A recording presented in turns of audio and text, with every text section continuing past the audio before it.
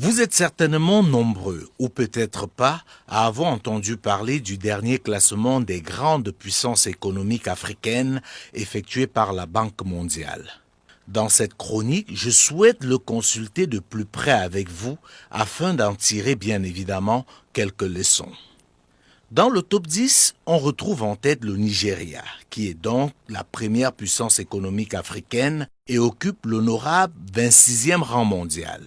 En deuxième position, on retrouve l'Afrique du Sud, en troisième position l'Égypte, puis l'Algérie, le Maroc, l'Éthiopie, le Kenya, l'Angola, le Ghana et en dixième position la Tanzanie. Premier constat, tous ces pays ont leur propre monnaie, ce qui est un message clair à tous ceux qui présentent souvent le franc CFA comme la panacée. Le combat des pourfendeurs du franc CFA trouve donc ici un argument de poids pour contredire tous ceux qui disent qu'une sortie du franc CFA provoquerait une catastrophe pour les économies de la zone franc. C'est avec le fameux Naira, qui est une monnaie souvent raillée, que le Nigeria est la première puissance économique africaine et la 26e mondiale. Deuxième constat, dans ce classement, on ne retrouve aucune ancienne colonie française, ou si vous préférez, aucun pays francophone. Est-ce juste une coïncidence? Pour nous, non, car il est évident qu'il y a une corrélation entre le type de colonisation, les manœuvres au moment des indépendances juridiques, avec notamment les fameux accords de coopération, et la situation lamentable dans laquelle se retrouvent aujourd'hui la plupart des économies de l'Afrique francophone. Troisième constat, dans la quasi-totalité des pays de ce top 10, il y a eu de l'alternance à la tête de l'État. Même le Maroc, qui est une monarchie, a eu un nouveau roi, jeune et ambitieux. En Algérie, la rue a finalement eu raison de celui qu'on croyait indéboulonnable, à savoir Abdelaziz Bouteflika. Ça a été le cas en Égypte également, et même en Angola, où, à la grande surprise, Dos Santos a finalement passé la main.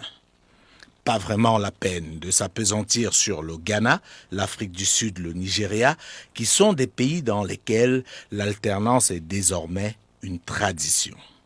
Ceci pour démontrer qu'il y a forcément une corrélation entre l'alternance et la performance économique. Là où ça bouge, l'économie bouge aussi, car il existe une notion de compétitivité. Les dirigeants qui arrivent veulent faire mieux que leurs prédécesseurs. Et quand ça ne bouge pas, ou si oui très peu, comme c'est le cas en Afrique francophone, ou mieux en Afrique centrale, où l'on retrouve Théodore Obiang Bazogo de la Guinée équatoriale, 41 ans au pouvoir, Paul Biya du Cameroun, 38 ans au pouvoir, Denis Sassou Nguesso du Congo, 34 ans au pouvoir, Idriss Déby Itno du Tchad, 30 ans au pouvoir, l'économie fait aussi du surplace quand elle ne recule pas, tout simplement.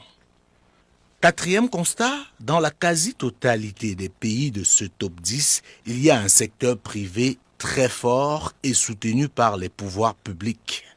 On y retrouve des très grands capitaines d'industrie qui ont des relations privilégiées avec leurs chefs d'État.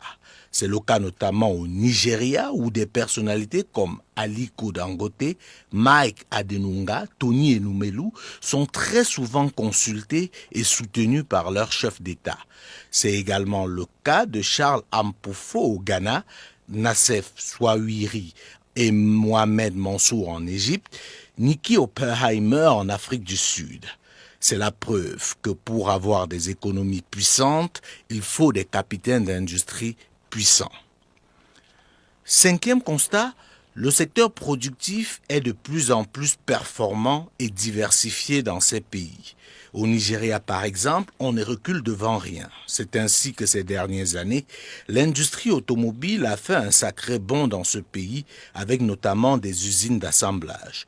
On peut également noter la transformation de l'aluminium.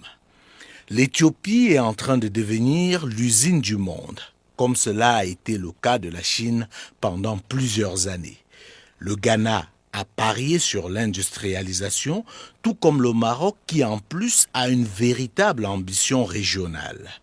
C'est donc pas une surprise de voir ces pays dans le top 10 des plus grandes puissances africaines. Leurs dirigeants ont une vision claire pour leur pays, ils ont un secteur privé puissant et soutenu, et bien sûr une alternance qui, malgré ce qu'on peut en dire, permet aux économies de respirer.